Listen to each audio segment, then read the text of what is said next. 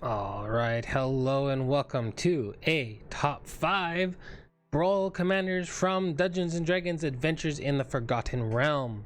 To be honest, this is more of a top 5 commanders of my choosing. I think they're going to be fun. They may not be competitive, but I think we're going to have a good time with these 5 commanders in general. If you have a top 5 or even a top 1 or a top 2, what do you like coming out of Adventures of Forgotten Realms when it comes to the Brawl and the standard Brawl format? Hit me up in the comments below. Like, subscribe, notify so you can see when my videos come up. Forgotten Realms is going to be out probably when this video hits, or just a little tiny bit after. So yeah, what are you going to play? Where do you think the format's going to go? Comment below. All right, let's get into the cards. They're not in any particular order, but we're going to start with Lolth Spider Queen. Is a 5 mana 4 loyalty planeswalker. Whenever a creature you control dies, put a loyalty counter on Lolth Spider Queen. It has a 0 ability of you draw a card and you lose a life. Its -3s create 2/2/2/1 black spider creature tokens with menace and reach. So those creatures attack really well, they block really well, nothing's going to get over them.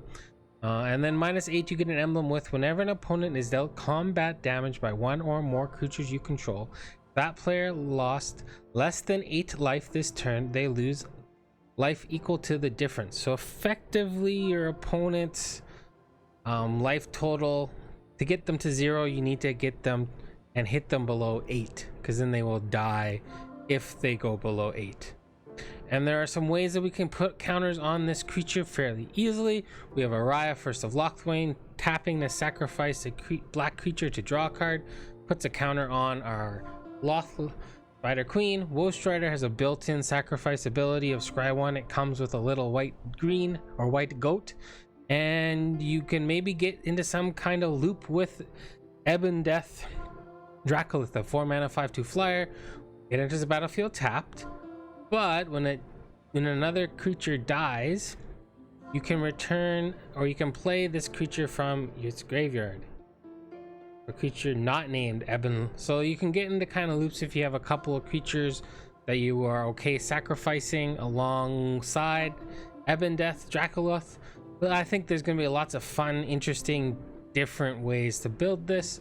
And yeah, the sacrifice theme is probably the strongest. All right, the next legendary creature on the docket is Trelasarra Moondancer, a life gain commander in green and white. It's a legendary creature, elf cleric. It's a 2/2. Whenever you gain life, put a 1/1 counter on Trelasarra Moondancer and scry 1. So you look at the top card of your library, you can put that card on the bottom of your library or back on top if you like it. What we want is incidental life gain triggers. We don't want to gain like 100 life all at one go. We want to gain 1 1 1 1 1. So cards like Daxos, Blessed by the Sun. Whenever a creature you control enters the battlefield or dies, you gain 1 life. So if you have 3 creatures enter the battlefield, that's 3 triggers on Daxos, which is 3 triggers on Trelasarra, and you get to scry 3 times. The Book of the Exalted Deeds, we're probably going to play a few angels in the deck. So at the beginning of your end step, if you gained 3 or more life this turn, create a 3/3 white angel creature token with flying. Then you can pay white, exile the Book of Exalted Deeds, put an enlightened counter on target angel. It gains you can't lose the game and your opponent can't win the game. Activate only as a sorcery. So if you have Faceless Haven, which is our snowland, which is all creature types, I'm sure you probably heard of this somewhere, you can put this the Book of Exalted Deeds token on Faceless Haven, and Faceless Haven becomes a land, and it's super difficult to deal with. At least that's how the community thinks it's going to work right now. Maybe that's not how it's going to work, but we think that's how it's going to work. And then another card that I think goes alongside great with this card is Scavenging Ooze. You exile a card from a graveyard. If it's a creature, you put a 1/1 counter on Scavenging Ooze and you gain 1 life. The life gain puts the counter on our commander, which then scries us 1. We also gain a life, and it's also some graveyard hate. All right, so those are 2 cards. What do you think of these 2 so far? Let me know. All right, on to card number 3. I think Volo Guide of Monsters is just the coolest anti what do you want to call it? Anti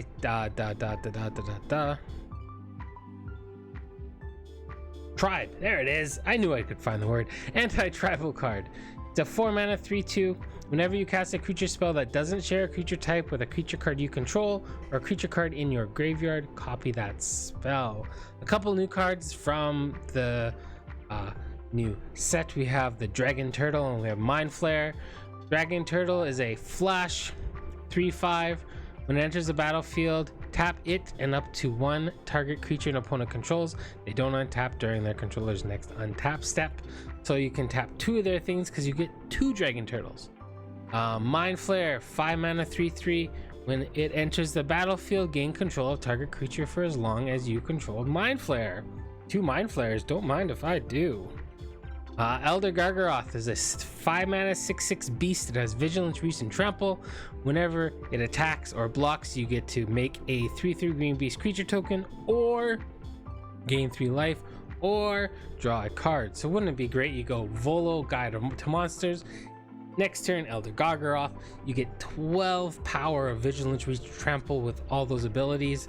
He's going to be so much fun. It's going to be an interesting building challenge to put this together, because you cannot play humans and you cannot play wizards if you want those cards to trigger, because Volo Guide to Monsters is both a human and a wizard. So it's gonna make building the deck interesting. All right, 2 more to go. Next we have Tiamat. This one was spoiled so long ago. A 7-mana Wooburg, 7/7 flying legendary creature dragon god. When Tiamat enters the battlefield, if you cast it, search your library for up to 5 dragon cards not named Tiamat that each have different names. Reveal them, put them into your hand, then shuffle. Assuming shuffle your library. 3 cards that I think will go into the deck: Galazeth Prismari, along with all the other Strixhaven Elder Dragons. I'm pretty sure have a spot in the deck. Lorehold might not, just because it needs a certain amount of instants and sorceries to push it to work well. But your other ones I think are going to fit really well.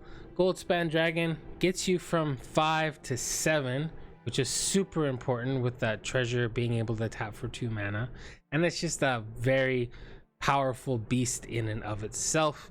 And then a new card. I didn't pick any of the new dragons to put on in this kind of reviewy deal, because there are lots of them.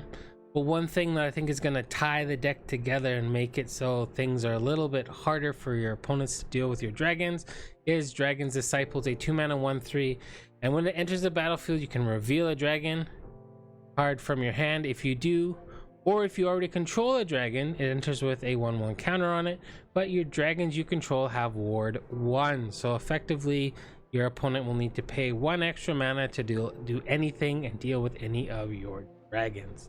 But there are a ton of new dragons in this set that I think are going to be really cool to try and play around with, and Tiamat is going to be a great spot for all of them. And the last card of our set, top 5 that I think are the coolest, most fun, interesting to build around, is Zariel, Archduke of Avernus. 4-mana 4 loyalty Planeswalker. We started with the Planeswalker, we're gonna finish with the Planeswalker. I love mono red. Sorry CGB, but I love mono red, and this card screams mono red. It can be a card that helps you go faster by giving your creatures +1/+0 and haste until the end of turn. It can protect itself by creating a 1/1 red devil creature token with when this creature dies, it deals 1 damage to any target. And then -6, you get an emblem with at the end of the first combat phase on your turn, untap target creature you control. After this phase, there's an additional combat phase. So you get to attack with 1 creature twice, or you can figure out other ways to untap things and go around by that. But I just think it is a blast and really cool concept. One of the new legendary creatures I originally had on the list, but then I kind of looked and like, to build around it, I don't know. But to put it in the 60, Delano, Wild Mage, 4 mana, 3/2. Whenever it attacks, choose target creature you control, then roll a d20. I wouldn't start this list without a d20 card. If you run a 1/4, you copy, create a tapped in attacking token that's a copy of the creature, except it's not legendary and it has exile this creature at the end of turn. If you get a 15 to a 20 creatures, you create one of those tokens and roll again.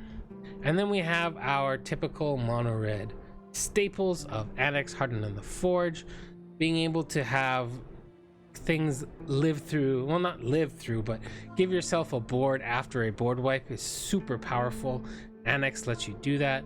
Torbrand, Thane of Redfell, 4 mana, 2/4 that makes your creature, makes your red spells, red sources deal 2 extra damage on top of what they already do. It makes your 1/1s effectively 3/1s, and it just helps you close out the game.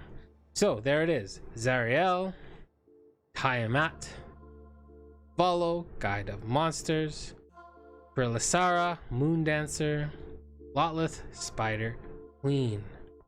Those are my top 5 most fun, most entertaining, interesting Brawl Commanders with the Dungeons and Dragons Adventures in the Forgotten Realms set. Thank you for watching. Like, subscribe, notify. What are your top cards, your top commanders from this set? Post them in the comments below. Have a wonderful morning, afternoon, evening, or night, wherever you are in the world. Mr. Pisto to you. Take care. Bye for now.